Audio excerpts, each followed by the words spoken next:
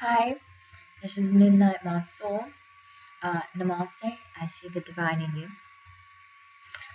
Today I want to talk about the idea of jealousy and put downs and how it doesn't help anybody, including the person who puts other people down. The thing about it is, one, a lot of people judge other people and themselves, compare and contrasting each other, themselves and everybody else.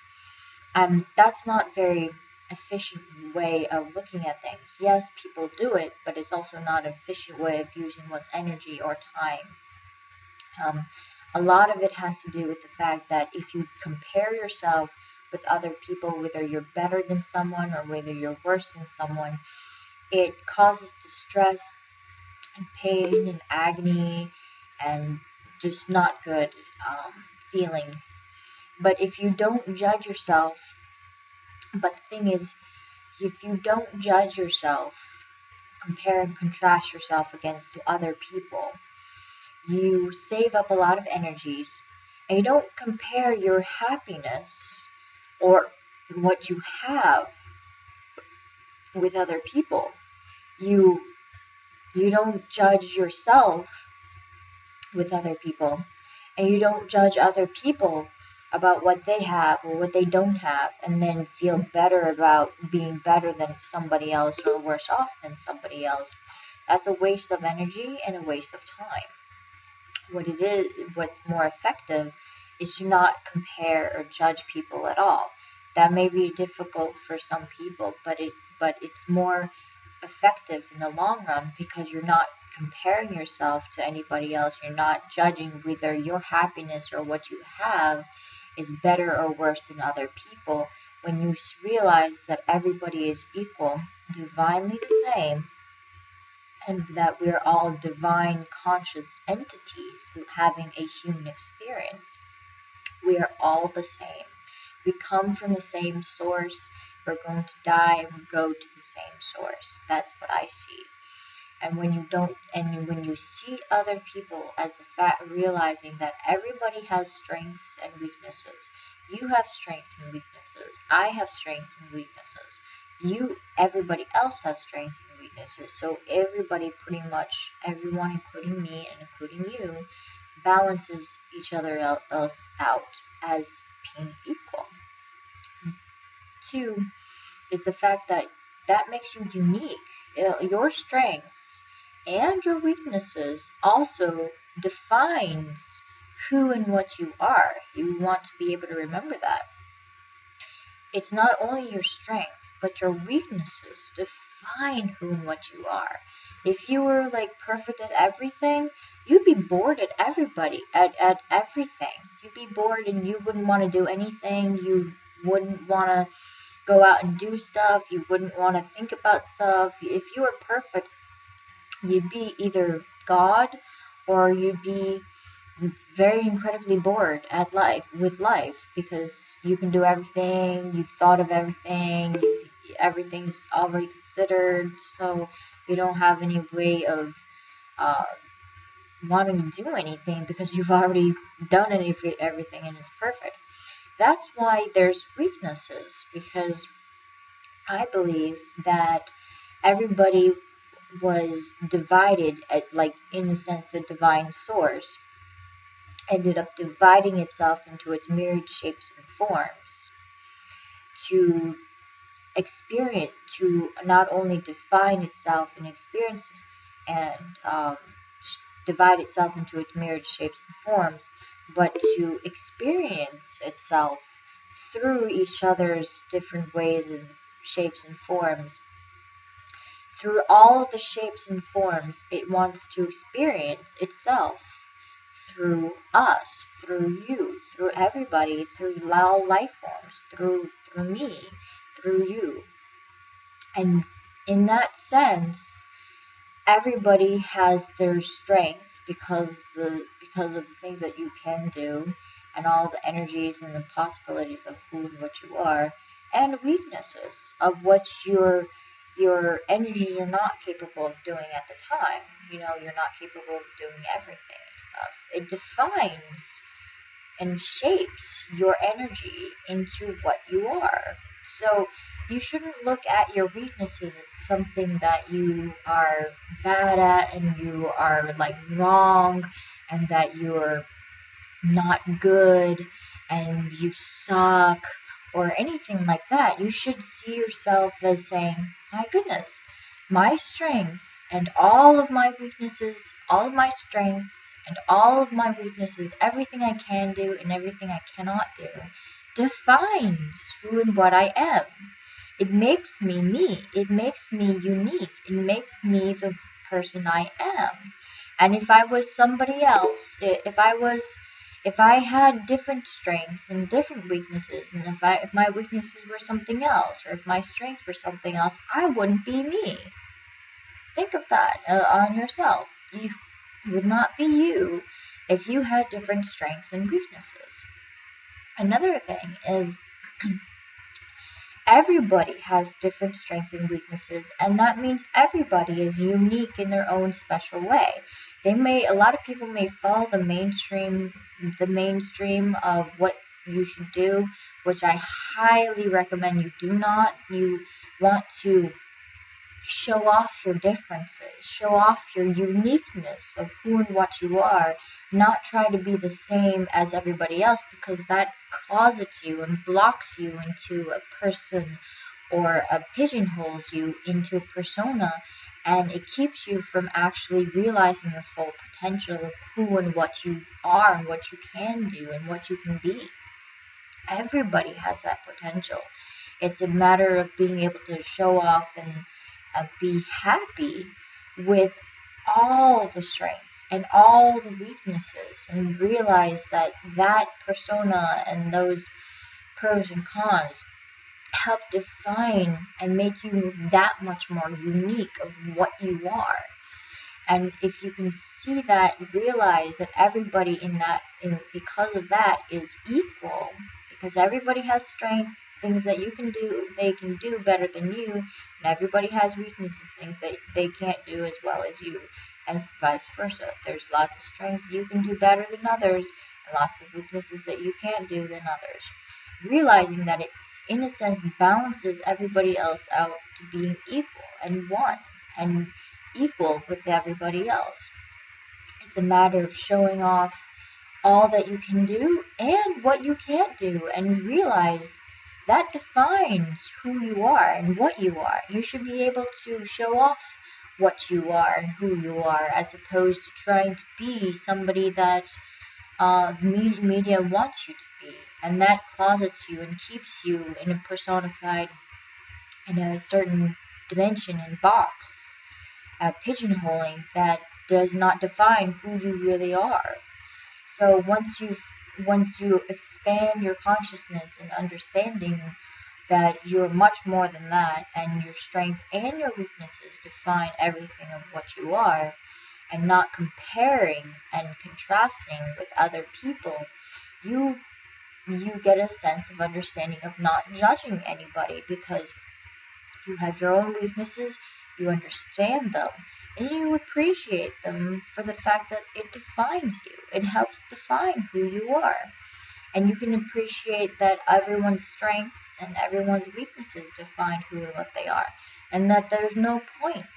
There's just no point in judging and comparing and contrasting yourself with other people. Once you can learn to do that, you will be so much happier. Seriously. You'll be very incredibly happy, because you don't waste the time, and you don't waste the effort, and you don't waste the energy in comparing and contrasting yourself, or comparing and contrasting other people so much that you closet yourself and define your own happiness and define your own self of worth to comparing it with other people. You define your own self and worth by yourself, by how much you feel worthy, and how you define who and what you are, and define what you are capable of within yourself. Once you can do that and just not judge yourself, or other people, you will be so much happier, because you don't have to waste all that time and effort and energy wasting away and worrying about things, when you can see that life has its myriad shapes and forms and uniqueness by things like a leaf. A leaf has one leaf that has a rounded edge and then points to the top, or another leaf that is beautiful, and another leaf that has a star-like shape, and the points are more points, but it doesn't have a rounded edge. But that's fine too, because that's beautiful in its own way as well. Or a leaf that is just simply one strand. That's beautiful too in its own way, because it's one strand.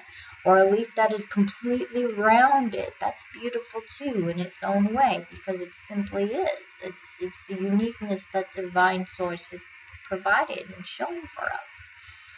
And seeing it that way and just appreciating the uniqueness of everybody else, especially yourself, should be able to show you to not judge yourself against other people, and to not judge other people against what they can or cannot do, or what they have and what they do not have, as well as yourself, what you can and cannot do, and what you have and what you do not have.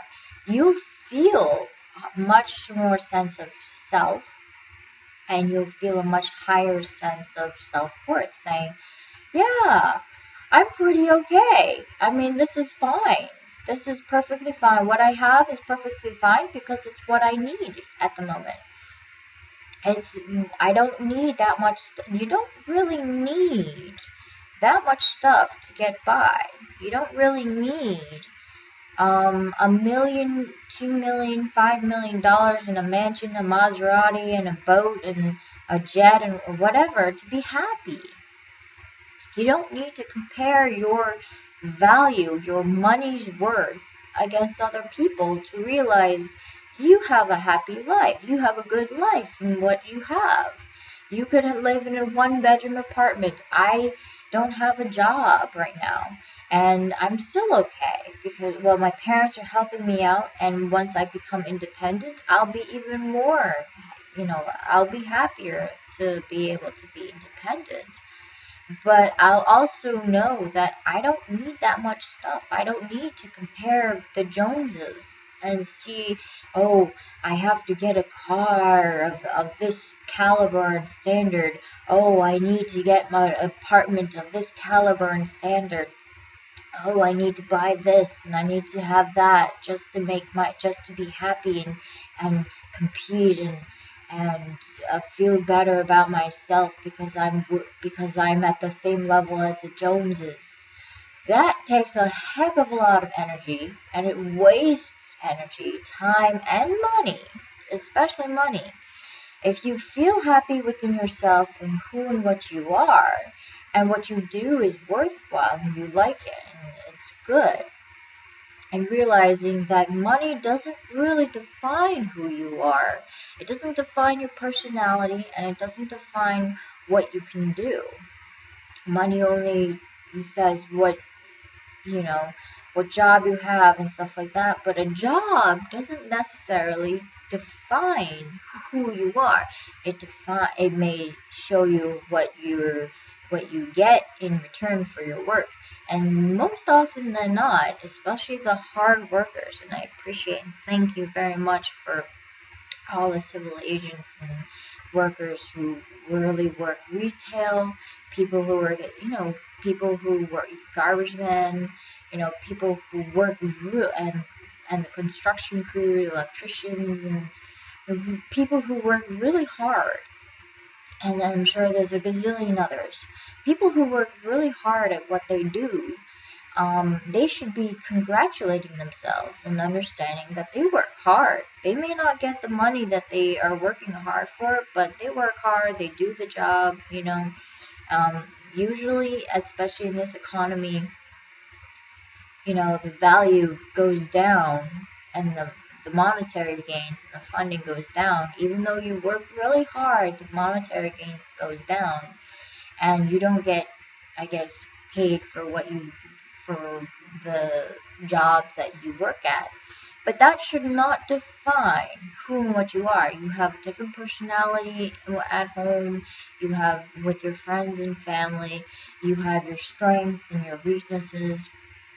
And that should not, if you don't compare and judge the money of other people with yourself, and realize you're actually doing pretty darn well living with where you are, unless it's like with roommates and stuff, and I don't want to get into that, but living with your family or living on your own or something, you're doing pretty darn well with the way you're living, as long as the living arrangements are fine as well, and your roommates are okay, then that's good.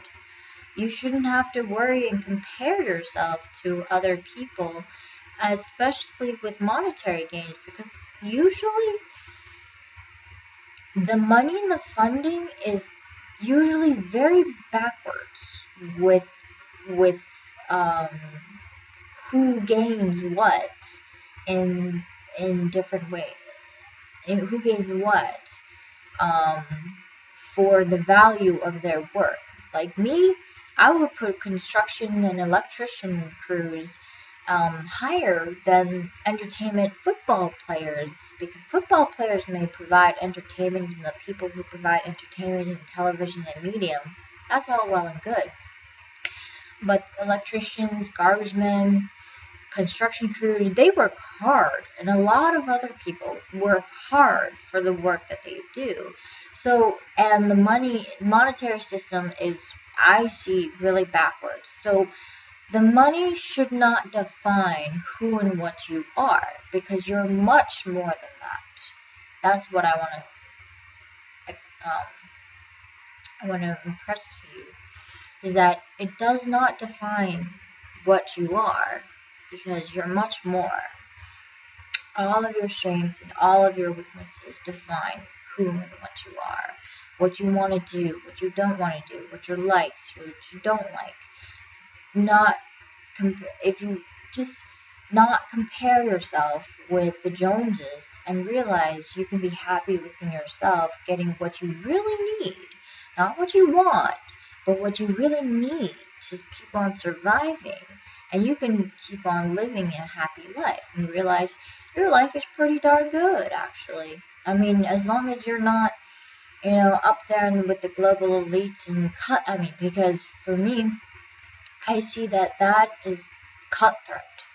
They kill each other by smiling at each other, and all sorts of corruption and stuff that I would not want any other person to end up dealing with. All the higher ups, you must know how they got there. They must have done a lot of bad corruption or something like that. But I wouldn't want to be a politician or a lawyer or anything like that, or anything like that, because tons of drama, and I don't need or want that drama in my life. I don't care for it. Just regular job, nice job, and it's fine. It works well. So I just hope that some of my advice helps you to realize to be happier within yourself, to be able to show off everything of what you are, because you're a beautiful person, because you are something that was made by the divine source, and so you are, in a sense, perfect. Already perfect, because the divine source created you. So how can you not be perfect? And that's the way I see it. And so don't compare yourself to other people, and you will be very happy with who and what you are. Namaste. Take care, everybody. Love you. Bye.